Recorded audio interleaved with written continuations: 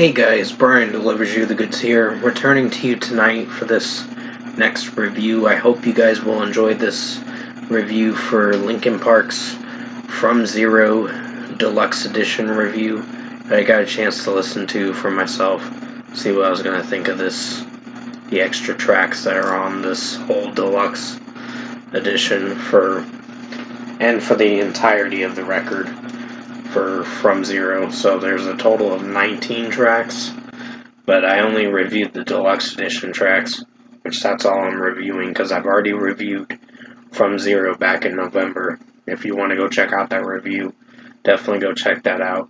I did pretty good on that review, and let me know what you think of it in the comments below as well. So yeah, we're going to discuss from tracks 12 to 19 what I listened to, and I'll let you know my thoughts on these tracks overall. So let's dive into this deluxe edition review. Now it starts with Up From the Bottom, which is still a strong track. I enjoyed this track. When it first came out, I still loved it. I like Emily Armstrong singing in this track. Sounds really good.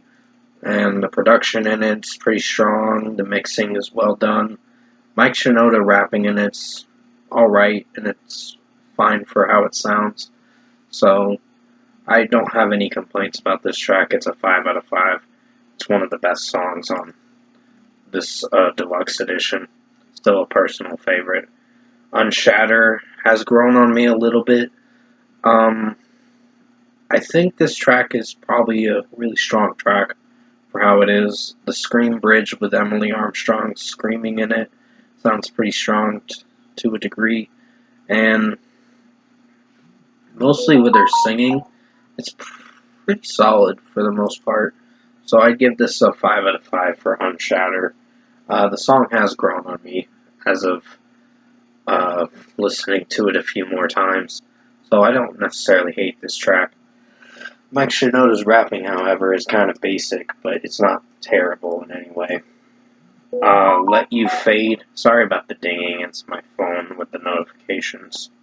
So, Let You Fade is the last song for just newer tracks, because the other tracks are just live versions that I'll be talking about too, of songs we've already heard.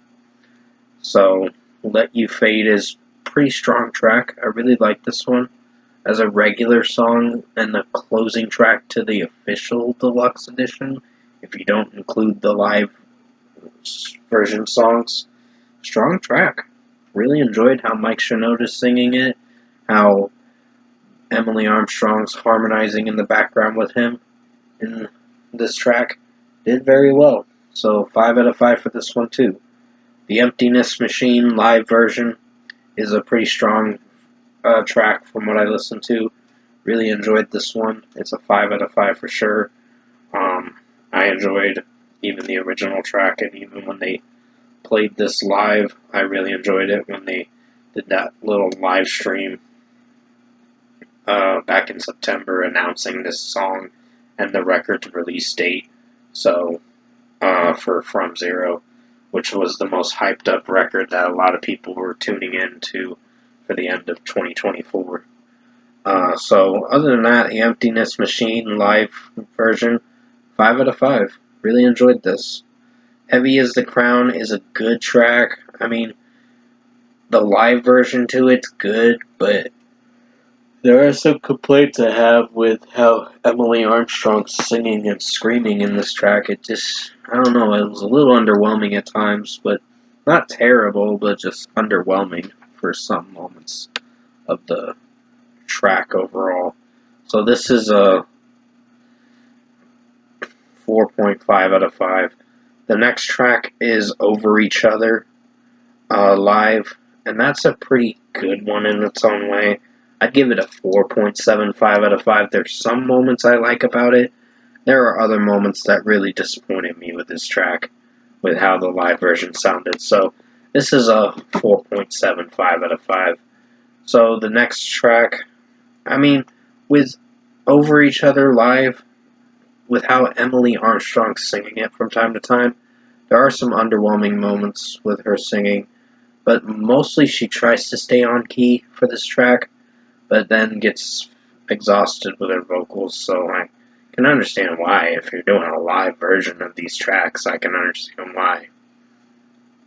Because you can get easily exhausted. And give me a second, I gotta pause the video.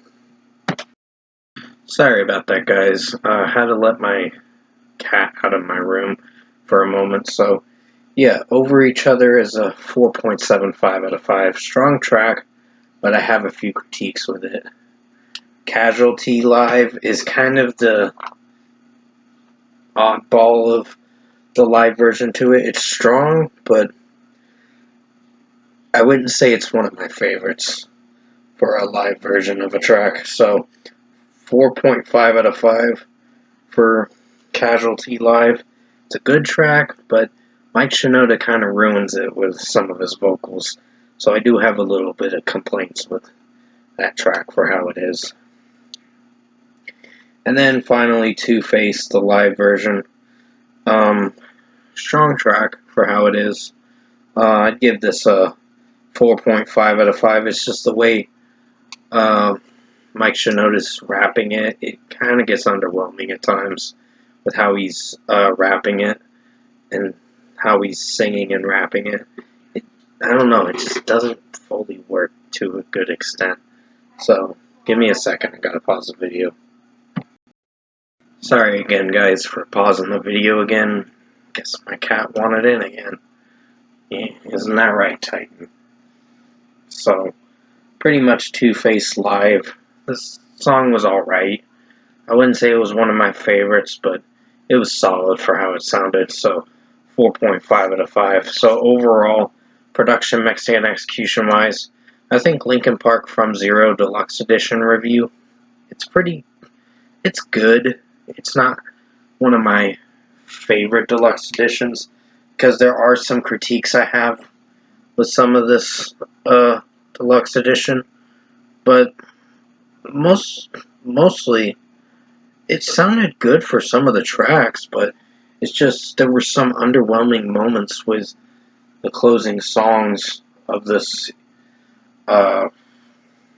deluxe edition with the live tracks, except for Emptiness Machine. That was a strong one. Over Each Other live version was kind of pretty good, but not one of my favorites. But still, everything else was alright. But if I were to give Linkin Park From Zero Deluxe Edition review a score, I'm feeling a solid 8 out of 10. It's a good release. Definitely check it out for yourself to see what you think of it. The overall total of the record is getting an 8.5 out of 10, of course. But still, the deluxe edition, I just don't know. I just wasn't really feeling for the closing songs of the deluxe edition, for how they sounded, because there were some underwhelming moments with the deluxe edition with the last 4 tracks, except for tracks 12 to 15. They were fine. 16 through 19 had its underwhelming moments from time to time, but yeah, 8 out of 10 for Linkin Park From Zero Deluxe Edition review. I hope you enjoyed this Deluxe Edition review tonight, and thank you guys for watching.